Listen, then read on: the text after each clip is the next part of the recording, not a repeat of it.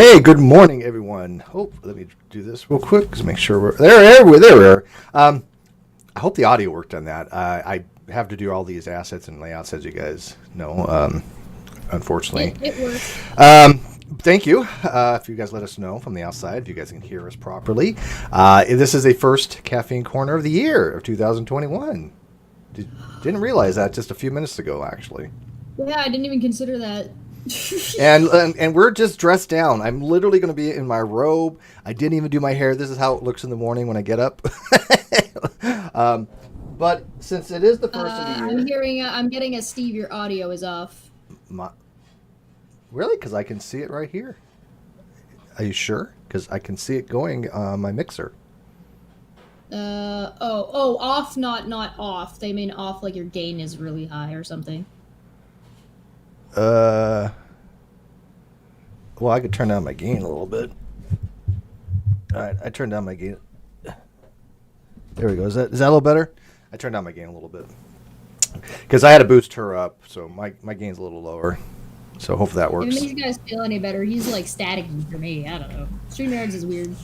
Yeah, that's actually StreamYards. That definitely is StreamYards. So let you guys know, it is the new year. I'm drinking Turbo Brew. This is 3 times caffeinated coffee.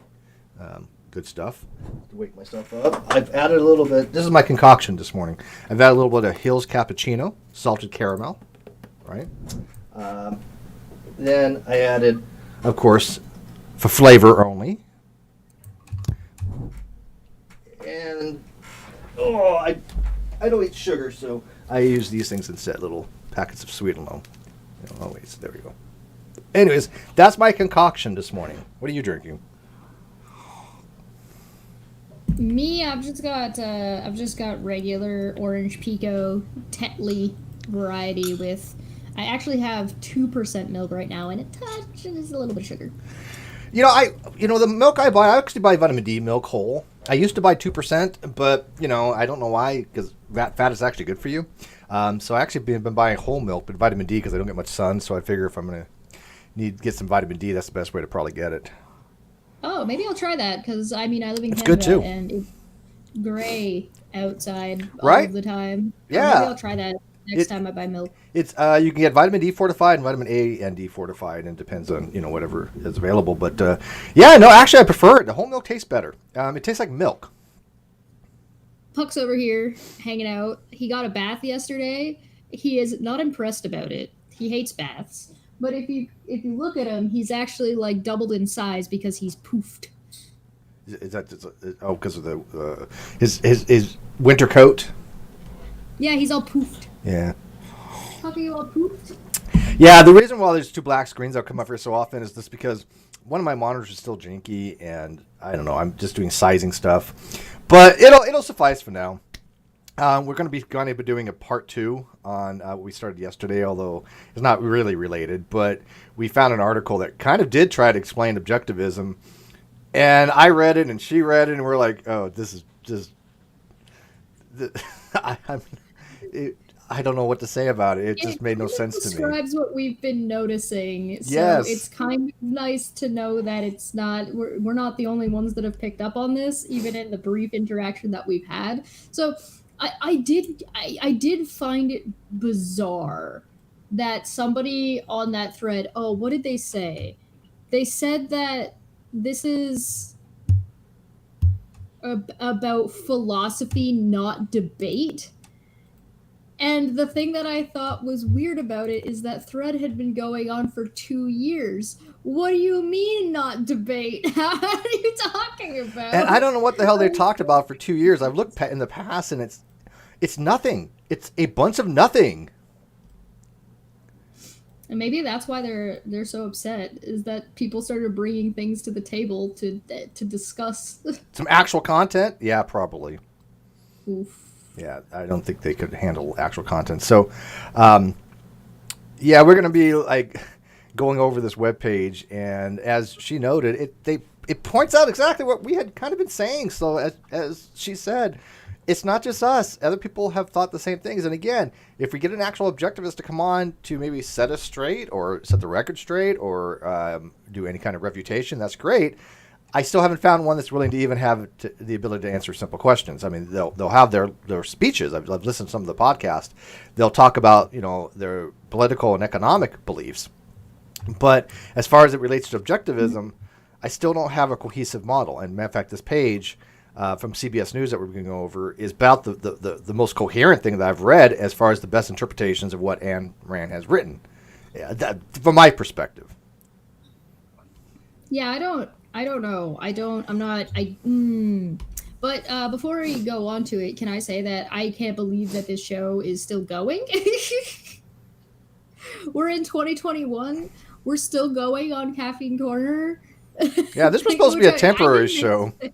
Yeah, I didn't expect that we would keep going. I didn't expect that it would do as well as it does and as well as it's going. And I'm happy that everybody's here and everybody who is in the chat and everybody who's just lurking and people who like and share and discuss the topics and are able to take something away from this. So thanks. That's all. I don't know. I didn't think that we would still be going. No, I didn't. I thought we'd kind of migrate this or somehow incorporate it into the non sequitur channel, but it's okay that we haven't, because it is kind of standalone-ish in some ways. It is obviously a little bit different than what we had envisioned for non sequitur type stuff. It is more along the lines of casual caffeine corner, just sitting around talking about stuff. Occasionally we have guests on, but yeah, it's like it feels like me and you, and if we have a guest with us, and the chat and people lurking are essentially coming together to sit at a cafe, just at a table, and tell me about what you've dealt with this week. Yeah, so this thing happened with this, and this, and here's why this is a problem, and that, and this. That's exactly it. Yeah, like a weekly recap kind of thing. Because what we'll usually do is we'll incorporate things that have happened mostly on Twitter, but not necessarily. It could be just in what's happening in the news or Facebook, but incorporate it and then apply it on the show and give you guys our views on it. A lot of times I'll also incorporate it into my blog. Jess will incorporate it to things she's reading on her channel for the Goblin Reads. So there's a nice little synergy there. Now we are bringing other channels in. There's a couple lined up already. Not necessarily like new, but new as far as they haven't been around too long. But we're working on a synergetic type of relationship between us and other content creators that want to build a solid community of these types of critical thinking type shows and these things that promote healthy, rational skepticism. And I'm using the word as in they would use it for, not to believe the most ridiculous things. Anti-young earth creationism, anti-flat earth, anti-vaxxing, anti-vaxxing, I guess you can say. Those kind of things that we stand for. Wash your hands, wear your mask, don't be a dick. Yeah, it's not really that complicated, right? I got my mask right here. And anybody who's ever been to my house know that I'm not a germaphobe, but my hands are always immaculate. That leads me to a question about objectivism. How do they feel about wearing masks? Well, they wouldn't probably like it, from what I understand, because the objectivist approach is that the government stays out of your life and out of business, right? I mean, laissez-faire capitalism would be, no restrictions. So they wouldn't have like OSHA. They wouldn't have even workers' rights. They wouldn't even have the government coming in and telling what the companies to do and overseeing it. So they certainly wouldn't want your freedoms, your liberties, assailed by the government telling you that you have to wear a mask. I think that's BS, though. I think there's times where safety for society overrides an individual, right. Which is a liberty, the government, by the way. I think, is responsible in some capacity to make its citizens aware of things when it finds something out that the common citizen would not be aware of and should be aware of. Yeah. Yeah, of course, that's not everything. Of course, the government is going to know shit that you are not going to know because you don't care. It doesn't matter to your day-to-day life, and they don't need to, get in your business all of the time. And I would agree to a point. I think government should be as small as it can be, but mostly because I think government should be more efficient than it is at what it's supposed to do. And government needs to stop getting their grubby little hands into shit that it shouldn't be in. Yeah, no, I Why agree are with we you. here? A lot of times the government does interfere when they shouldn't, and a lot of times they should be interfering when they don't. So it's not a perfect system.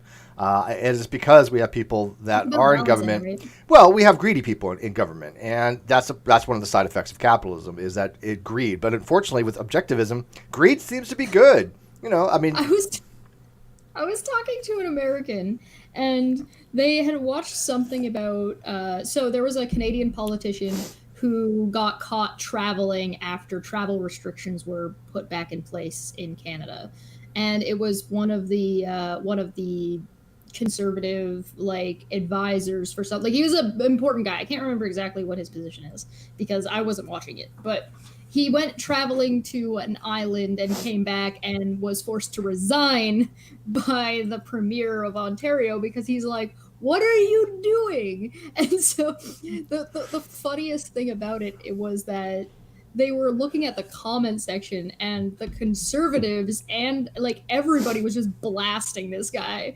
And they were like, nobody is defending, the people on his own side are defending this guy. And I had to explain to them that if you're a politician in Canada, nobody likes you. Period. End of sentence. you're already starting off down here. Yeah, you're starting off here, and even if you are like a more likable than others, you're still not liked. Nobody likes you. If you fuck up, you're gonna get kicked out. Nobody wants that around. So, so people aren't voting for politicians. People are voting for their ideals. It's not really a popularity contest in that way in Canada. We don't like politicians. So there's an expectation that politicians are just kind of they have a bad time, and if you're a politician, people don't like you on the basis that you're a politician, and nobody likes politicians. No, and you know what? America might be heading that way as well because I think after Trump, a lot of things are going to be changing. I think we've had a political system that has gotten by because nobody had the stones to try to do something to change it. But now we've had a truly an authoritative person, authoritarian. I'm not going to go say so far to say he's a fascist. I know there's people that say Trump's a fascist. If but you're in Canada and you say you like a politician, what that means is that you like a politician compared to other politicians. Yeah, so it's a relative thing. Or there's also a secondary thing. Or you like the individual separated out from their, like, hey, I actually like this guy. He seems like a nice guy. And then you start talking about the politics, and then it changes all over again. So they want to know if you liked Jack Layton. I don't like anybody. She hates every politician. Yeah. Sounds. I don't even know who that is, but that sounds like a Doctor Who character to me or something. A Doctor Who character. Yeah, Jack Layton. Yeah, head of unit was the leader of the NDP. He died right around the time that his party actually was able to surpass the Conservatives when the Conservatives got booted the fuck out. Well, that's probably what's going to happen here. I think the Republicans are going to be booted out. There are some. Of course, I'm generalizing. I'm talking about all of Canada. Well, yeah, I think she's going out of her way to make sure she gets it across that she's generalizing. I didn't realize that. No, Jack Layton seemed like he was a nice guy, but I did not know him personally, so I don't know if I would like him as a person. However, in politics, I was sad to see what happened with him and his party. I'm happy that he was successful because fuck the Conservatives, but we're still talking within the region of politics. So I'm comparing it to other politicians. I don't like the guy. He's not my friend. See, I think in the United States, because of what's going on, because of the fact that Trump will not capitulate. Trump has not done a consensus speech. Doesn't look like he's going to. He's not obligated to. But I think because of that and the fact, I don't know if you listened to that phone call that he had with Ryan Germany and yeah, I didn't listen to the whole thing, but I got the bits and pieces of it, the highlights, I guess you can say, and it was pretty bad. It's pretty damning. I think that if he had longer to go, I think there probably would have been investigation or impeachment even. It's a me sedition in many different ways. However, the Republicans that are still continuing to support him are going to face extreme issues later on. I think that the Republican Party has just cut themselves in the throat and just screw themselves for a very long time, because nobody wants to see a country go through what Trump has put us through. Now, on the 6th, they're going to be counting the votes in the Electoral College. By the way, that is not a chance for Trump to do anything. It is a done deal. It's a formality. It's just, that's all it is. But Landon and I, starting at I think 9 a.m. in the morning Pacific, we're going to be watching, and we're going to be explaining the counting system and how it works, and why that phone call was of a major importance, because he was trying to get Georgia to not certify some votes, or basically not allow certain votes to be counted, and say, well, because he literally was like saying, well, we won Georgia, and you know that, and you have to think about your political career kind of stuff. There were some veiled threats in there. It was really brutal, and he's just in denial. What about Tuchel? Oh no, what's it called when it's they were talking? What did Trump have before when he was talking to, like, was it Turkey? You're talking about the missiles that he was going to. You're talking about what was his name? Do this for me, and do this for me, or I won't do this for you. Yeah, that's not Tuchel. That was what was it? Quid pro quo. Thank you, quid pro quo. That's the word I was. She makes me think early in the morning. I hate that. It's like, can't you wait till I haven't even had my first cup yet. Yeah. But so that's gonna be cool with Landon. Looking forward to that. All right, so we might as well dive into this. I know we got a little bit into politics, which is kind of great, because we're going to be doing Over and Under again with Chris Attlee, aka Atheist Pastor. I enjoyed that with him. He's been really busy, though. So there's something that I do want to make clear about that show, and something that I do want to make clear about those sorts of situations. Sometimes people will say something that, because you're from a different place, what they said sounds like something they didn't say. Oh, that sounds like Attlee, because a lot of people read or hear what he says from an American perspective when he's Australian, and it comes across a lot more harsher than it is. Him and I don't really have that much differing ideological beliefs. I think he's mischaracterized a lot. I mean, again, it's politics, so you're going to be. The thing I like about that show is that we listen. We want to hear people's political views, and people are giving them, and they're not bickering about it. They're actually having dialogue. Yeah, and the thing is like, there's like, the first time I watched Over Under, I heard Chris say a couple things, and I was like, I don't think that's what he means. Like, I don't think what I'm hearing is what he's actually trying to say. And, like, I've noticed that with David Silverman also. David Silverman says some things that sound really, like, bad and horrendous on their face, right? And he's inflammatory. Yeah, and he's firebrand. I think he does it on purpose most of the time. Mm-hmm.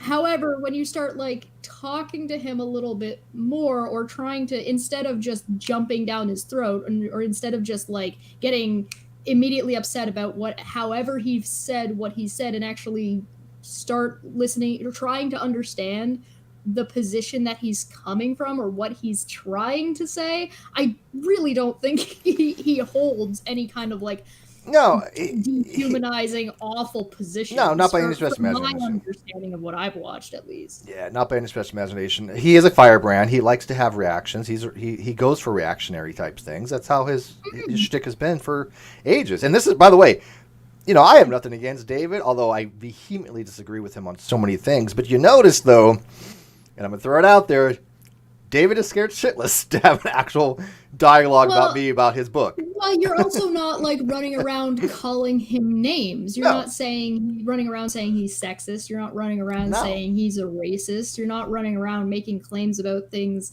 by taking what he said on such, like, a surface level to represent that's not what he's actually saying most of the time. Yeah, no, we get along fine. But when I read his book... Same thing with Chris, although I don't think Chris is necessarily, like, purposely inflammatory in the same way. And I don't think he, like, purposely goes out of his way to, like, say something controversial to kind of kickstart a conversation. But it's the same principle. It's the same thing as when I brought Gary on. I'm trying to understand. I'm not going to assume that this horrible thing that you're saying is what you mean.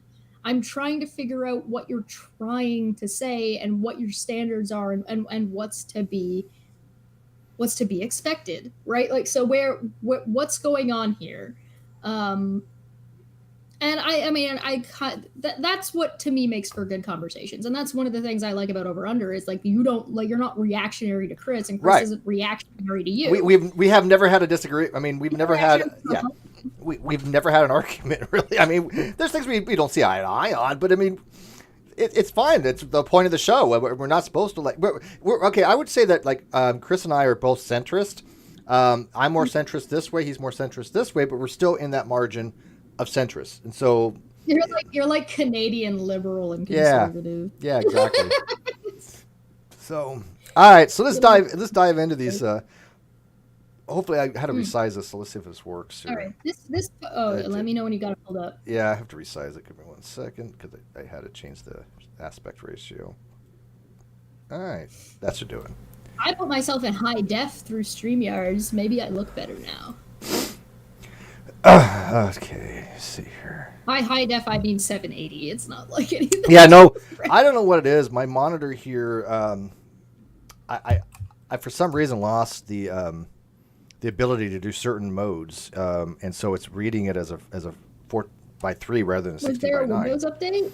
Yeah, there was an update after when it restarted, and I don't know, everything went to a generic PNP plug and play monitor. Both my monitors now. One of the monitors still works fine, and I'm able to get 1980 by 1080, I think it is, or 1920 by 1080. But the other one can't, and that's what it normally was at.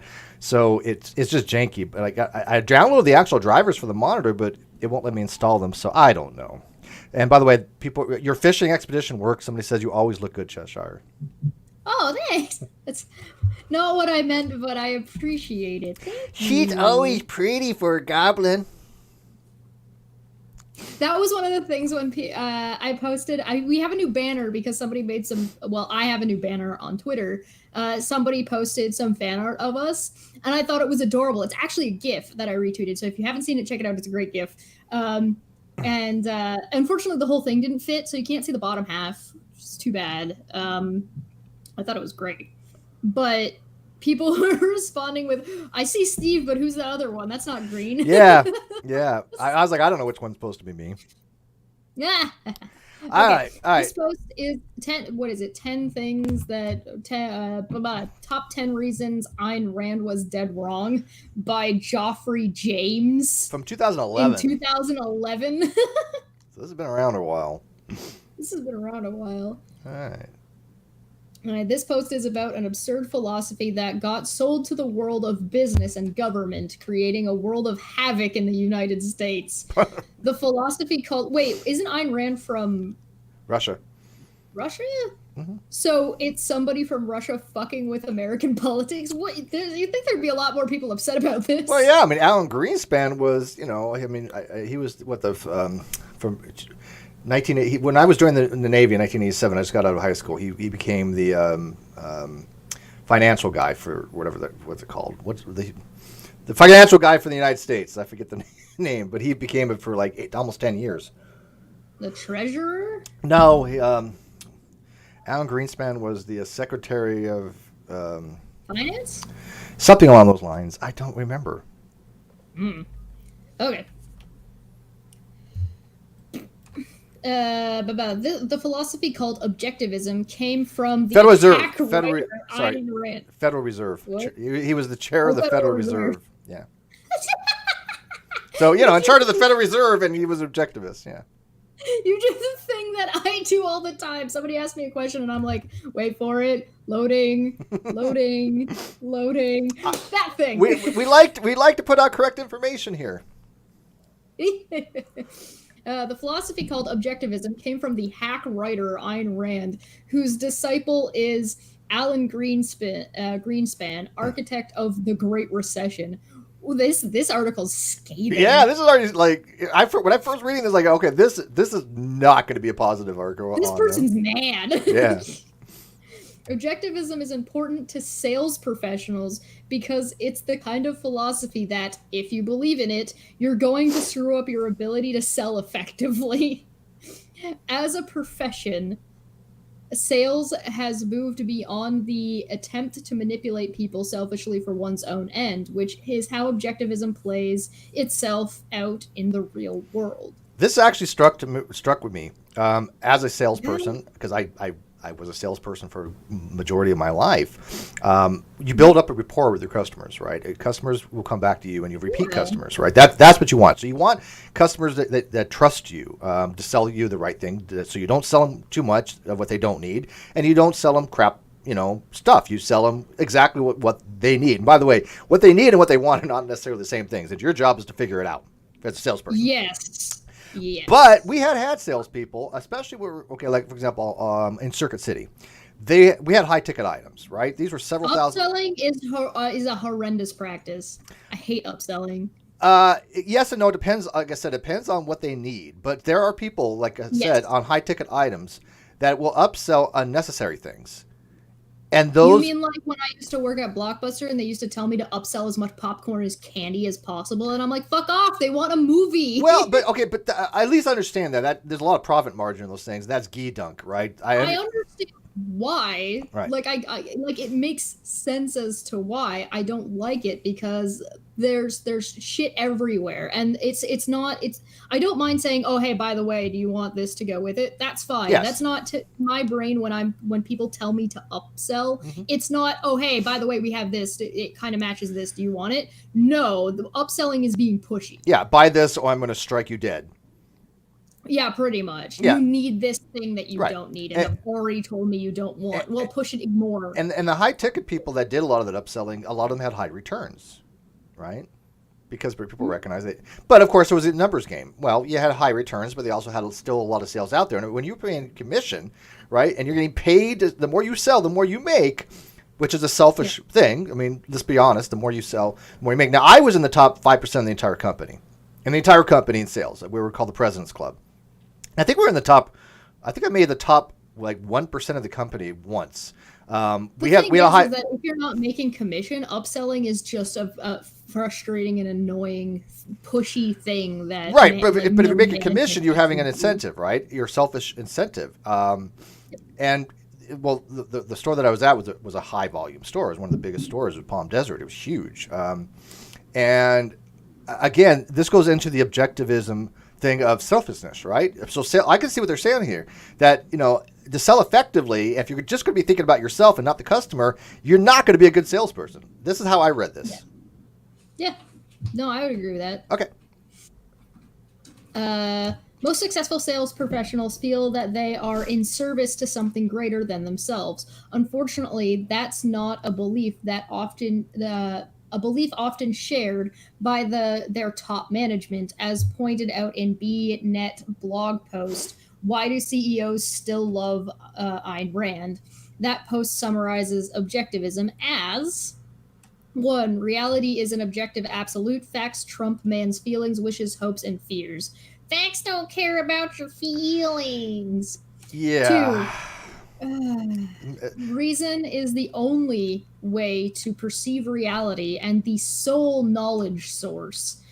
It is man's only guide to action and means of survival. Listen, only Siths deal in absolutes. Yeah, these are just bizarre philosophical statements, to be honest with you. It sounds evil. It sounds like mustache twirly evil. 3. Every man exists for his own sake, pursuit of his own rational self-interest, and his own happiness is his life's moral purpose. Yeah, so here, is there 4? Yeah, there's 4. Yeah, 4. The ideal political economic system is laissez-faire capitalism. All right, so, okay. It's not. Number 1, reality is an objective absolute. That statement itself is not demonstrable. That is a assertion that has no justification to it whatsoever. That is just brute assertion, right? Because there's no way to say reality is some kind of objective thing as far as its existence. You have to assume something of a base level.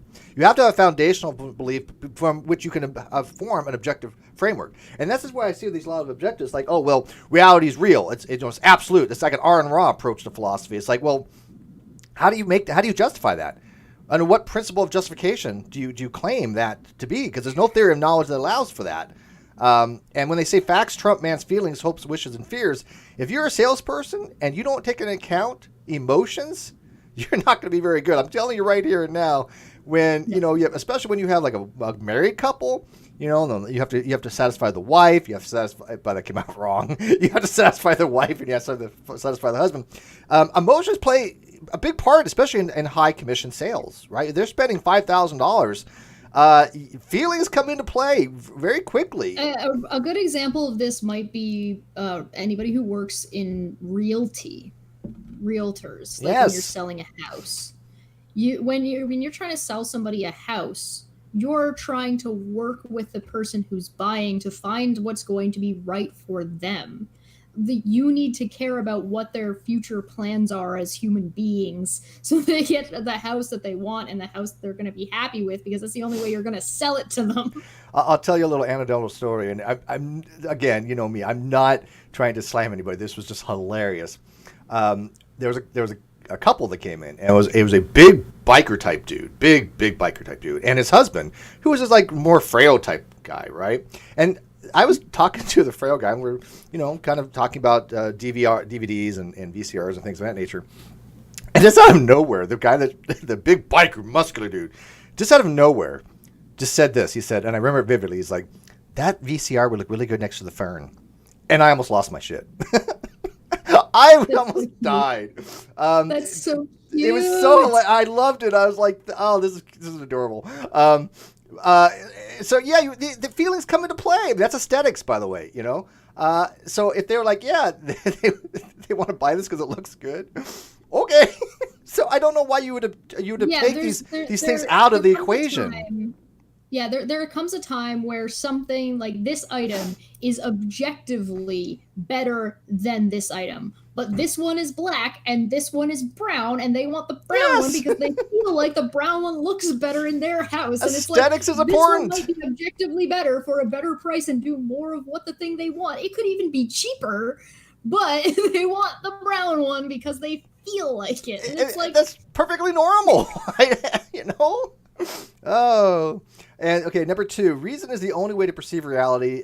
That's just abject nonsense. I'm sorry, but first of all, that just eliminates all of scientific inquiry, which is based on empiricism, and the sole knowledge source. Which again, what does that mean? Knowledge. That's how you get things like the Earth is flat because I look around and it looks flat to me. Well, okay, I'm gonna give I'm gonna give them a principle of charity on this particular statement. I'm gonna try to read it as this, because if they mean it like this, there's some truth to it.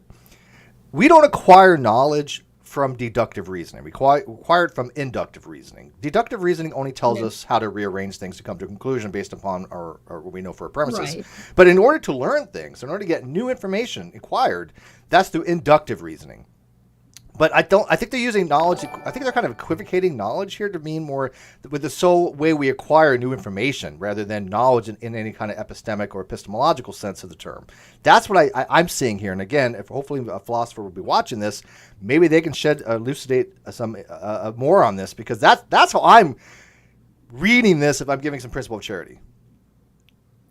I think that there's a difference between... I think different objectivists would read this differently. I'll put it that way. So I think there's some objectivists that would read it your way and some that would read it what I described. So I think depending on how educated and how open to conversation the objectivist is would probably decide maybe which path they would end up taking. I'm not going to get up to make work. Well, actually, no, I should. I got a pot of coffee. I made Turbo 3 times coffee. I was just going to drink some brandy, but maybe I will go get some coffee real quick. Milwaukee Atheist, $2. Hello, fellow kids. Hey, what up, buddy? I'm gonna be on his show. I think on the 18th. I don't remember whatever date we. Nice. Yeah. I heard they were gonna come this way at some point too. Yeah. He's gonna drop by. We're gonna get him on again. I don't know for what, yeah. But yeah, I'm gonna be reading the Bible. We're going to be studying. Oh. Yeah. I've done. You know who hasn't been around recently that we should get on? Who? Jim Majors. I just reached out to Jim like a week ago, make sure he was okay. Me and Steve, same page. Yeah, no, it wasn't even a week ago. Like I think it was like 4 or 5 days ago. I reached out to. I said, "Look, I haven't heard from you. You know, hope you're okay. Hope you had a good New Year's." Well, I told him to have a good New Year's, so it had to be on around the 1st or the night before. But anyways, yeah, we're gonna be. I would love to get him and Tim O'Neill on. That would be the shit, wouldn't it? That would be the shit. That would be for non sequitur, and we would have to adjust whatever time because Tim O'Neill is on the other side of the goddamn planet. Yeah, damn. But that would be such a good show. All right, so give me 1 second. I gotta go get a refresher. Do you mind? Oh, cool. It's gonna be just me here. Hey guys, what's up? It's me, your boy. Is he gonna remember to mute himself? Okay, he did. Do you think he muted me? I don't know. It's hard to. I can still hear you too out of my headphones. Did you mute yourself on the outside? Because I can hear him. I don't know.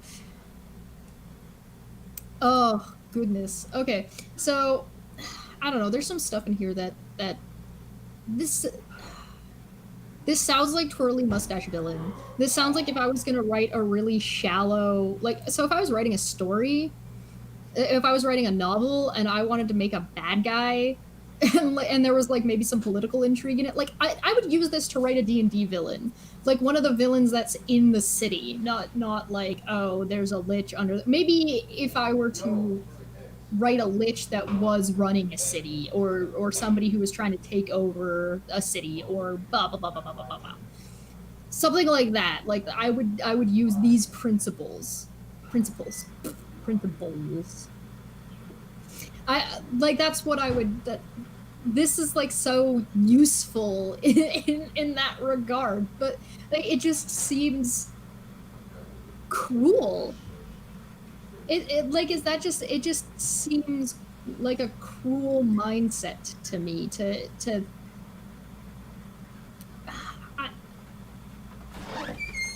I don't know. Like I get the facts don't care about your feelings thing, but there's something to keep in mind that feelings can change facts depending on what kind of fact you're talking about. So if you're saying that, oh, X% of men think that women shouldn't be allowed to get abortions, their emotions play a part in their opinion and therefore play a part in that fact, right? So depending on what kind of facts you're talking about. Now, if you're going to talk about gravity, like, yeah, how I feel about the thing falling down doesn't affect whether it does fall down or not. But it kind of just depends on what sort of fact you're talking about, doesn't it? Is that just me? Yeah, for anybody just coming in, Steve is gone. He's gone forever. I've taken over the show. I did 90% of the work anyway, and this is where we're at. I don't think anybody's ever going to be like 100% altruistic, but we're social creatures. We've evolved and built societies on top of and made changes on top of on being social. So it doesn't make any sense to me to have a society where you just basically alienate yourself from that social necessity. Hey, welcome back. I put the rest of the pot in here and added about that much more brandy. But I wanted to show you. I told you, I've never been to an Aldi before, except for 2 times now. So the second time I went, I'm in love. I got these. People know I'm on a diet. Look at this. Are those rice cakes? Yes, lightly salted rice cakes. These things are freaking amazing. They fill you up and only 40 calories. And you can put, I love rice cakes. You can put I put camembert cheese and I have other stuff. And then I got these things. I like putting peanut butter. Have you ever tried them with cream cheese? They're good. Yes, I have cream cheese too. But look at that. Look at these. This is cranberry and cashew honey granola. This is life. Only 130 calories per serving. It's actually quite a bit because there's 12 servings in here. So a quarter cup at a time, which I do measure, is 130. But it's delicious. I'm telling you, Aldi's has some amazing stuff. I want them to sponsor. One of the tricks I love that I use about like how much to or to not eat is just use smaller plates and use smaller. Like, so if you've got a bag of chips, don't open the bag of chips and eat out of the bag. Take a bag of chips, dump some into a bowl, and then put the chips away. You'd be amazed at how much that will help help people sometimes. Yeah, no, if I eat chips out of the bag, I'm going to finish the bag. Smitty says I want Chesh and Steve to go on a dinner date. That would be expensive. Yeah. Well, she's up in Canada, but yeah, we'll be out one of these days and we'll have some food. Eventually. We have to wait for Kofefe to chill fuck out first. And then, your country needs to stop being on fire a little bit. All right. But I do buy chips. Even though I'm on my diet. I buy chips. I love chips. I like crunchy, salty. Have you tried kettle chips? Yes, I love kettle chips. Oh, see, that's my favorite. So Aldi's has these brilliant kettle chips. And again, they're pretty high calorie so you do have to use a portion yourself. 7 chips is 50 calories or whatever. There's a brand called Miss Vicky's, and their kettle chips and their salt and vinegar. Oh, I would totally get Aldi to sponsor us at some time. I think we're talking about business, and so let me maybe do a Ferrer into here. That's the French word. The way Aldi does their business, they have 3 things that I think is absolutely brilliant. Like a car company? No, Aldi, not Audi. Aldi is the food, grocery store. Oh, okay. Okay, so they do 3 things that I found to be brilliant. One, they don't stock shelves like you see other grocery stores do. Here's your box. They cut open the box. They put the box out. Done. Saves labor and easier to find and easier. It's self-containing. Brilliant. It's not packed shelving. Yes. 2, they allow their cashiers to sit. Good. Not Brilliant. allowing your cashiers to sit is Not allowing your cashiers to shit. Yes. I think most places allow you to shit on your own time. But yeah, no, I think that is on your own time. Yeah. Listen, if you're a by hour employee, you should always shit during work hours. Absolutely. Take advantage if you can. Yeah, but paid to poop. But I'm telling you, they're comfortable, they're friendly. Every time you're in there, they're talkative, they're nice. Because they're not standing on their feet for freaking 4-hour shifts, 8-hour shifts like I used to do. It makes a difference. It's comfortable, and nobody cares. Nobody gives a shit. And it's healthy. It's more healthy for them. Yes. Because you're just standing in one spot. It's not even like you. Well, actually, there's 4 things that they do. So the third thing they do is they just put your stuff in a cart. That's it. They don't bag it for you. Then you go to this. You go to a little bit further out, and there's a shelf there. And you just bag your own stuff at the shelf and go to your car. Oh, so you're not taking up the line. So you're not taking up the line, and they're just you don't have to have baggers. So they've eliminated that. And you don't have that giant. You don't need the giant conveyor belt the same way. And then that's really smart. And the 4th thing they do is, to get a cart, it costs $0.25. But when you put the cart back in, you get the quarter back. It's a little mechanism that you put a quarter in. Yeah. You've seen them. And so what that does is it incentivizes people to come back and get their quarter by putting the cart away properly rather than leaving it out, so you don't have to have somebody go out and pick it up. All that saves money, and so they keep costs down. Now they're not the cheapest grocery stores compared to maybe some others, but they're not expensive either. I would say they're kind of a moderately priced, especially for the quality you get. I'm willing to pay a little bit more for something like this, like an extra couple of 10 cents or something like that, 20 cents. Then. So what I'm hearing is that I'm going to get to visit Steve eventually in California. He's going to show me the sites, and the sites we're going to see is the fucking grocery store. Yes. I'm like, this is how you do a business here. Yeah. All right. Moving on here. Number 3. What's your take on this one? Every man exists for his own self. Every man exists for his own sake, pursuit of his own rational self-interest and his own happiness in his life's moral purpose. I just don't agree with that at all for a couple of different reasons. One, what I was talking about when you were gone is people are social creatures. You need other people. Have you seen what happens to somebody if you put them in isolation? They go crazy. You need other people around you, whether you goddamn like it or not. And 2, there are people who earnestly enjoy helping other people. And so you could view that as maybe a selfish thing, as in listen, they're helping other people because it makes them feel better, but that still involves helping other people. Right.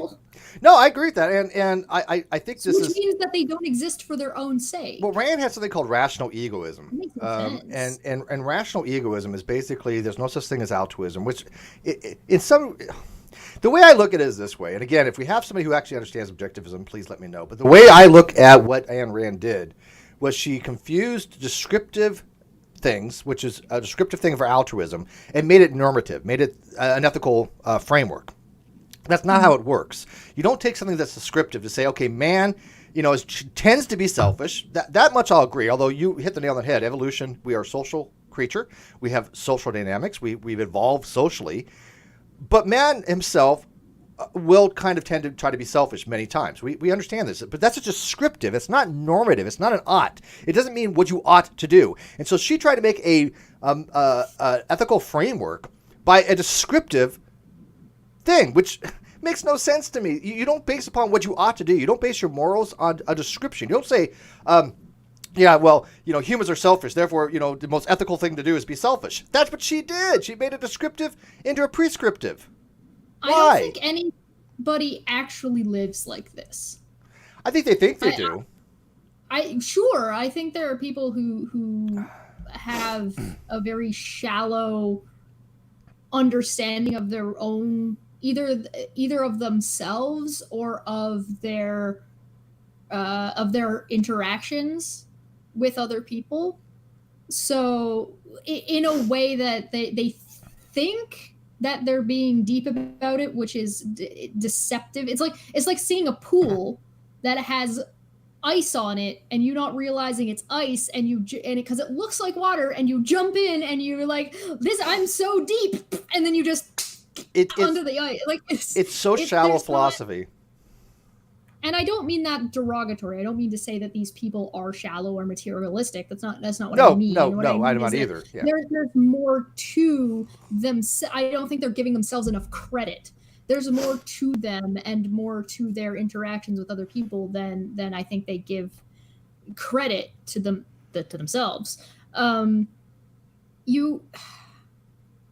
If you say hi to somebody, or when you're walking down the road, your decision to smile at that person, back when everybody wasn't wearing masks, your decision to smile or not smile at somebody can change your day and that person's day. Do you know I still do that? I still do, and I catch myself. I'm smiling and I have a mask on. Nobody sees it, and I'm like, it's just habit. Actually, people do. You'd be surprised because your eyes. People can see. I guess you're right. Yeah, I guess you're right. But yeah, I do it instinctively. They might not know the difference between you doing this or doing this, because some people aren't. But I do it instinctually. Yeah. It's a habit that I picked up. I shouldn't say instinctually. It's a habit that I picked up from working in retail. Smile when you walk past somebody, whether they need help or not, and just be friendly in general. And so I've just decided to keep it. So if I'm walking down the road, I'm usually like nodding or like hi or giving somebody a smile when they walk by, but that's just something that I do. Not everybody does it. And my decision to do that changes my day and the outcome of that day and somebody else's day potentially in some way, shape, or form. Also, they might be totally uncomfortable with what I just did, and now they're going to be thinking about it 3 years from now. But that's kind of a mainstay in retail. Is you acknowledge the customer when they within 5 feet of the door, within like 30 seconds of coming in the door, whatever it is, whatever the rule is. You acknowledge the customer. That's every place I've ever worked had something along those lines that you at least say hi to the customer. Let them know if you need any help, that kind of stuff. And that goes back to sales, right? Yes. And so, these things do not line up with what they're trying to achieve. If anything, it's the opposite. But people don't live just for themselves. It's just not how it's not how society is built. And even if you did, you would have to live in.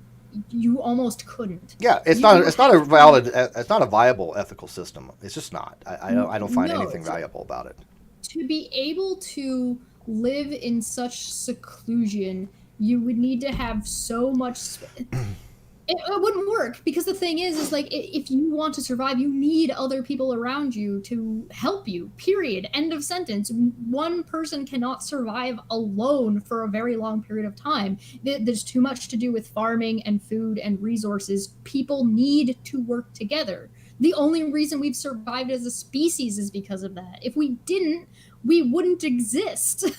especially not as we are. Well, that goes to number 4 too. The political economic system is laissez-faire capitalism, which to me is an unrealistic, idealistic type system. I mean, there's no country in the world that has ever used such a free approach. Laissez-faire capitalism relies on people who own business behaving ethically, which they won't. Which one they won't, but two, objectivism is telling them not to do. Yeah.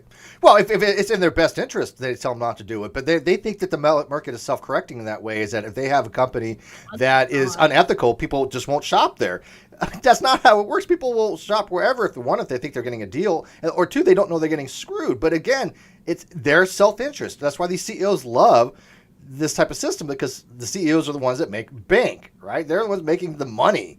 So of course they're going to like any system that works out in their favor. But when you have CEOs that are making $48 million a year and having golden parachutes, when people are struggling to pay for a loaf of bread, there's going to be pushback in that society, and damn well should be. Well, the thing is that's not good for the person at the top either. On the surface level, it appears to be, but this is what we're talking about the shallow understanding of the nuance. If you go, as that gap gets larger and larger and larger and larger and larger, suddenly the person at the top who's selling stuff has nobody to sell to. This is what you see when it's like, oh, millennials are killing Applebee's. The millennials aren't killing Applebee's. The people running Applebee's are killing Applebee's by not paying their workers enough to be able to afford to eat at Applebee's. Yeah, no, again, when millennials choose not to do certain things, that's not on the fault of the millennial. That's on the fault of the businesses. People who work at a factory making cars should be able to comfortably and easily afford a car. You would think, right? Well, yeah, I think one of the biggest things for jobs is perks like that. To afford to comfortably buy Tim Hortons once a day. But don't you think one of the best things companies do is get perks to their employees? People love perks. People love perks, right? I mean, and it's not just you can eat all the McDonald's fries you want kind of perk, But yeah, various places when they incentivize you and they appreciate you as an employee, that goes a long way. Yeah, a company who invests in their employees will always do better at the end of the day. I think so, yes. Example of this, and because it's healthy for the company, it's good for the company. It will make the company more money because you have workers that are happy to be there. Winco's the same way. Winco has you get shares in the company. It's a profit sharing kind of thing. And again, I'm not against any kind of socialized system that allows for certain things. In a pure democracy system, first of all, particularly if you're talking about customer service, specifically customer service, you have to remember that coming to your store is an experience, and it's part of what you're selling. You want people to come to your store, and if all your employees are fucking miserable, then nobody wants to shop there. But in a non-capital type system where you have a communist type regime, the prices are going to be fixed by the government. The government decides how much you get paid. The government decides what the pricing is. So there's things to be had where the government could come in, have a modified capitalistic approach where they say, look, you can't have outrageous prices. For example, gouging. The government prevents gouging. And in a laissez-faire capitalist system, how is gouging prevented? Like what we ran into when it came to people hoarding paper towels and water. What happens when you get a monopoly? Well, they wouldn't, again, they couldn't come in and say you have a vertical or horizontal monopoly, because to them, hey, it's laissez-faire. But now, there are laws against having a monopolized system for that very reason, because then you get the company can basically look at the internet kind of thing, right? Mm-hmm. If they said, hey, look, if you want to get online, you have to pay this amount, period. You have no competition. There's a problem with that in Canada right now, actually. We have a duopoly, essentially. And duopoly is Rogers and Bell. And so Rogers and Bell were both given a considerably large sum of money by the government, which wouldn't be laissez-faire capitalism, to help them maintain and upgrade rural areas. If the government did not step in to do that, you would have swaths of people throughout Canada that would not have access to regular telecommunications. Yeah, well, that means phones, internet, even just within their own cable cities, TV. cable TV.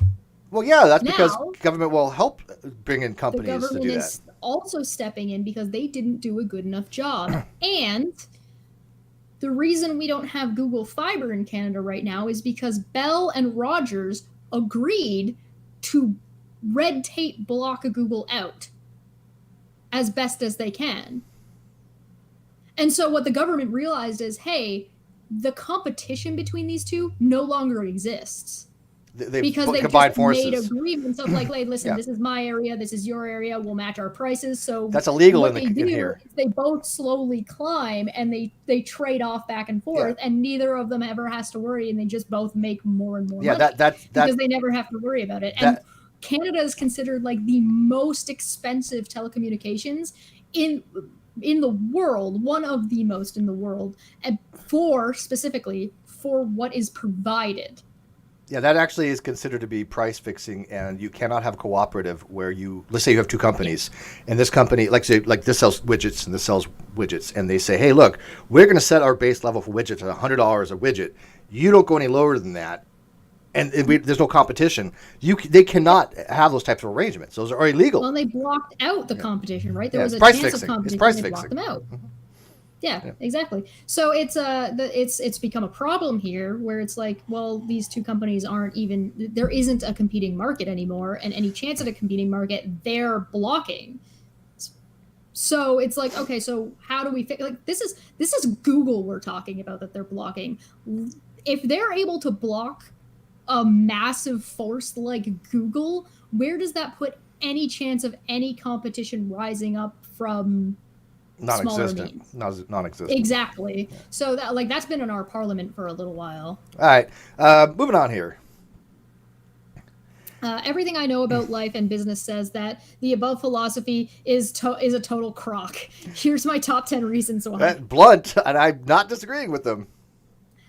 Laissez-faire capitalism doesn't work. Laissez-faire capitalism is a utopian fantasy, and like all utopias, it cannot actually exist. Therefore, as a philosophy, it needs to be judged on how it gets implemented in the real world, with all the real world's inherent inconsistencies. Just like Marxism in the real world produced by the Soviet system in Russia, the real world implementation of laissez-faire capitalism led by Rand disciple Greenspan produced the Great Recession. And I think this is great. Basically, they're saying this is an ideal situation, an ideal system. And unfortunately, with every ideal system, it doesn't work in practicality. Right, it doesn't work if you implement it. Now, I understand that communism on paper doesn't actually seem that bad. Communism communism on a small scale is very effective, actually, on a very small scale. But as soon as you but it's like any kind of ideal system. You cannot have an ideal system as normative. It never will work. It's impossible. Because it's ideal. It's like, okay, you can strive to have things that approximate that, but you have to incorporate real world parameters to anything. If you don't, it's not going to be effective. Period. You have to operate within the system that you're working. And so even if you want to make changes to that system, even if those changes are considered radical, you still need to operate in the system that this is why like you see Bernie Sanders struggling in the way that he is. Realistically or idealistically, he's not radical. What he's saying isn't considered radical, but he has to work and operate in the system that he's in. He doesn't have a choice. Right, but I also think the word socialized has become stigmatized to the point of well, again, there's different types of socialism, right? I mean, a democratic socialist society is not socialism as what you would think of as far as like a Marxist type system, now, a lot of right? people don't realize that there's a difference between socialism and communism. They think absolutely. No, they're not by any stretch of imagination. But we have, for example, socialized medicine, right, which would not exist in a laissez-faire capitalist society. You cannot have socialized medicine. Right, so Canada would be screwed. A single taxpayer system would be out of the question. UK would be. UK has socialized medicine, right? Yeah. So I mean, a lot of places have a form of capitalistic socialism, which is fine. But going from the Cold War era, they were, anything related to socialism or communism, they would say, right? Communism, which is not the same thing. They would try to, it's just socialism, which, it's just another form of communism, which it's not. But yeah, it got stigmatized. Me of a sketch from George Carlin when he was like, "Oh, you hear on the news, sex and violence, sex and violence, sex and violence," as if they're the same thing. They're not the same thing. They don't go together like that. Sex and violence. No, not at all. And this is like something he was talking about in like the 70s. All right, number 2. Number 2, reason has real world limitations. Yes, it does. Well, I'm all for valuing reason over superstition. The notion that one can use reason without emotion is science fiction. Maybe that works on the planet Vulcan, but human beings swim in a vast ocean of emotions. Emotion governs the why behind every exercise of reason, determining our choices of interest and intention with a T. In the real world, people use reason as a way to buttress what their emotions desire. And the perfect example of people will use reason to justify shit they shouldn't be doing, and they know they shouldn't be doing. But you want to know a perfect example of this? Marketing. Ugh. Marketing is all about emotions. I hate marketing. Right? Marketing is scary. I mean, but marketing plays on emotions, and the best ads we like are the ones we remember that leave some kind of emotional imprinting on us. And they're subtle as hell, and they're brilliant. So, one of the ones that I see every so often that pisses me off, and it's a Pampers commercial. It's a like Pampers like diapers for babies. They're like the commercial's like, oh, you love your baby, and so you give your baby Pampers, and you give your baby the best thing, which is Pampers. And it's like, you're implying that if I use anything but you don't Pampers, love your baby. I don't love your baby, you assholes. Yeah, but I don't have a problem with that. That's marketing. But that's what is, of course, is what it's implying. I hate it. Yeah. I think that, okay, so this is my personal opinion. I think that there's something nefarious and a little bit unethical about the way a lot of marketing I don't think it's unethical. I don't, because look, there's some things that I think I'm like, this isn't okay. But people this is know, really manipulative. But people know that look, if you don't give your baby Pampers, they know you're not a horrible person. So there's an understood thing there in society, so it's not an ethical consideration. So? I don't think so. Yeah, I believe that we understand in society. Marketing goes out of their way. If they were less, I don't think the education system has kept up with marketing. Yeah, it goes. Yeah, but it also goes back to like remember our show on lying. If there's an understanding in society that certain phrases are constitutive of not really lying, like if I say, look, Cheshire is unavailable, people know that means she doesn't want to see you, right? I mean, so even if you're not really available or not, it's not really a lie because there's a social customization that is factored in when it comes to lying. The canonical version of it is the madam is not at home. They were lying, although there are some commercials that I've seen where it's like, that's just a fucking lie. Oh yeah, well, but again, if it depends. If they know the person watching knows is BS, right? Then yeah, they're not trying to deceive. But you have to look at marketing as, hey, they're going to play on your emotions. They're going to manipulate, really, but as long as they don't outright lie. There's a huge difference in marketing in America versus Canada, right? So, like, if I watch TV here, I do not see the same kinds of ads that you do in America. We have awesome ads. Some of it's just straight up bizarre. Like, you change a VPN and say I'm coming from America, my ads change, right? So, like, there's some shit is just like, what the fuck even is this? But and so I get really annoyed at commercials that do not tell me what they are, but I also get really mad at commercials that are like, okay, tampons and pads are annoying as commercials. Thanks for reminding me every 30 seconds that I have a period. Great. I know that I have one of these. You don't need to remind me that your product exists. What you need to tell me is why I should pick your product over this other one. Super absorbent. Say, hey, fuck off. Give me like something I can actually digest, some information that's useful to me. Stop being an asshole. One of my favorite commercials I have ever seen was A&W. Canadian A&W has a commercial where it's just the guy hanging out of the side of the truck as the truck drives by on the highway saying, A&W has a deal for 2 for $5, bye. And that's it. That's the end of the commercial. It's gone. And I'm like, thank you for just reminding me that A&W is a thing and not being obnoxious and taking up my time. I appreciate that. But a lot of them have catchphrases. Like, you still remember, like, A&W root beer has that frosty mug taste. These are right? I have never heard that. Oh, yeah. I mean, or, like, where's the beef with Wendy's? I'm loving it. That McDonald's, people remember these types of marketing things.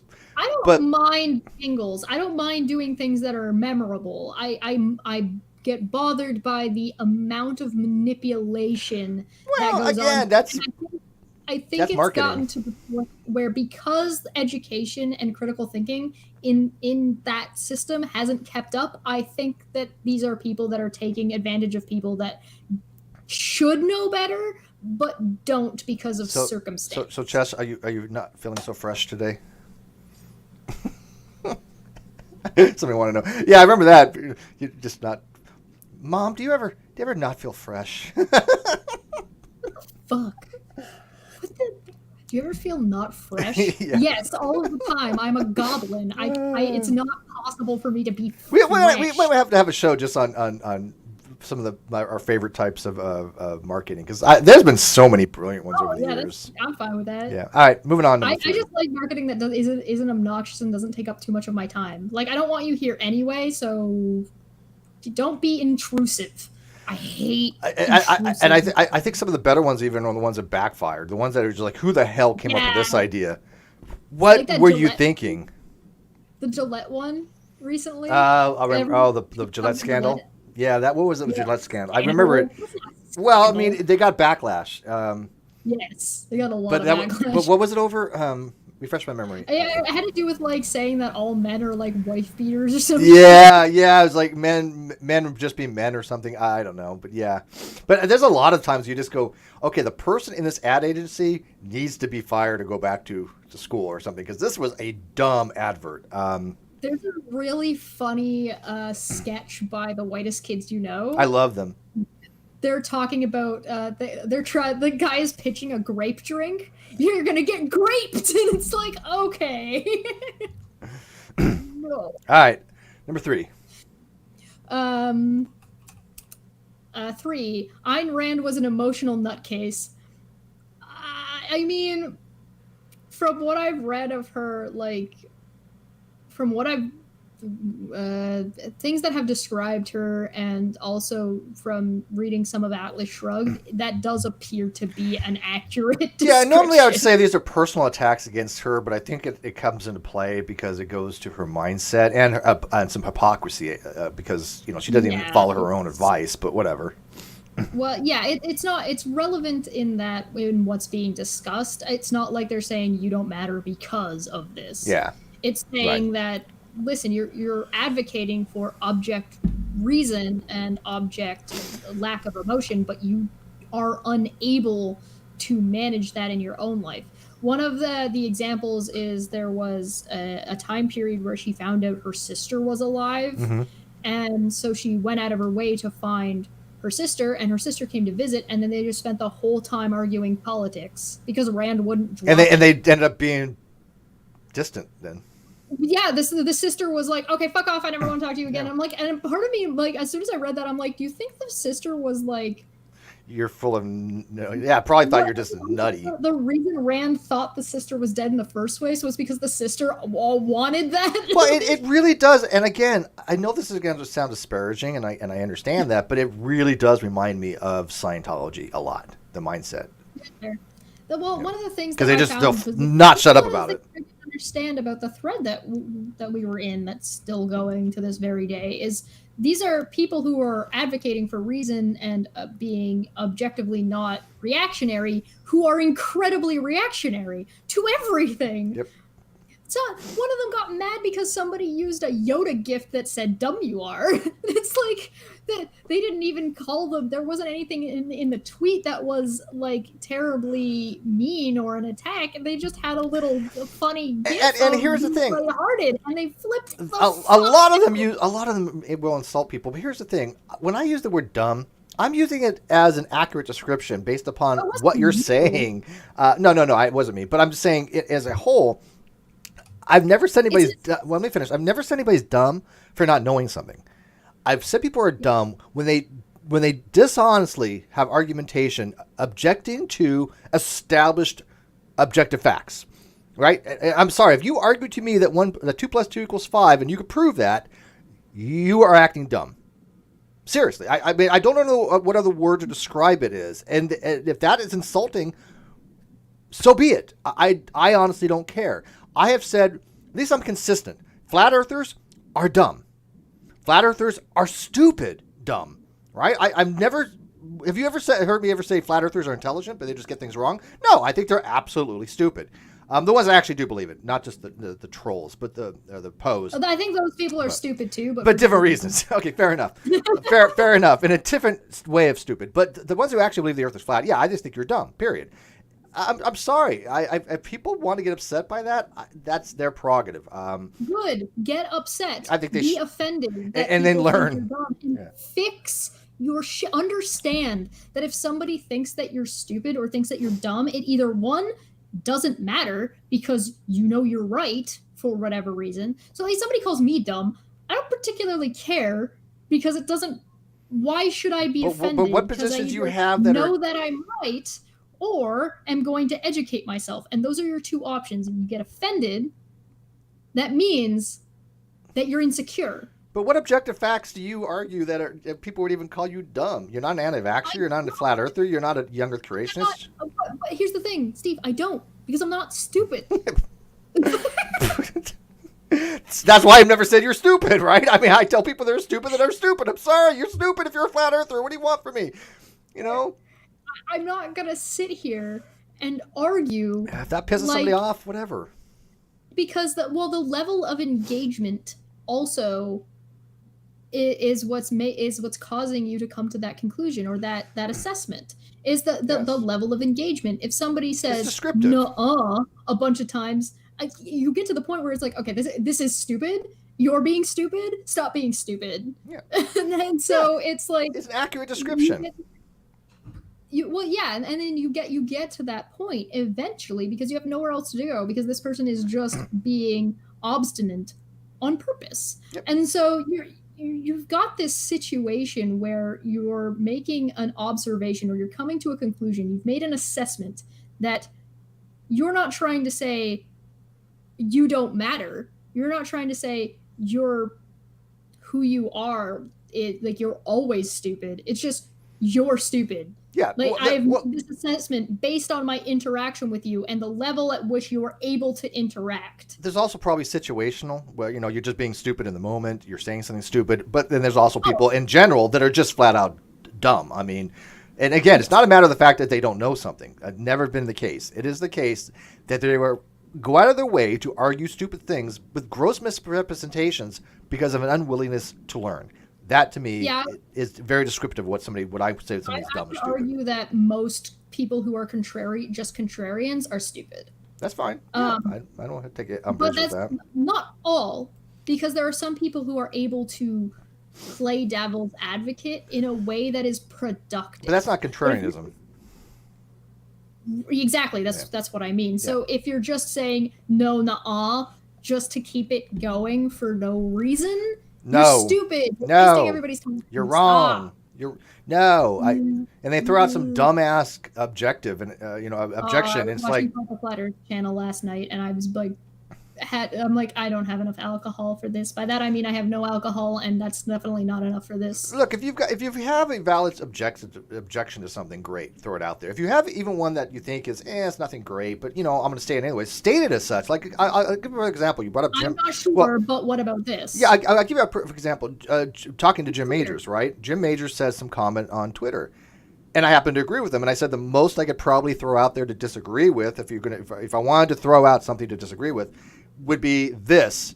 And he's like, yeah, absolutely. He agreed with me on it. And so it wasn't like I wasn't trying to be an objectivist or to be a contrarian to throw some out there just to be a dick.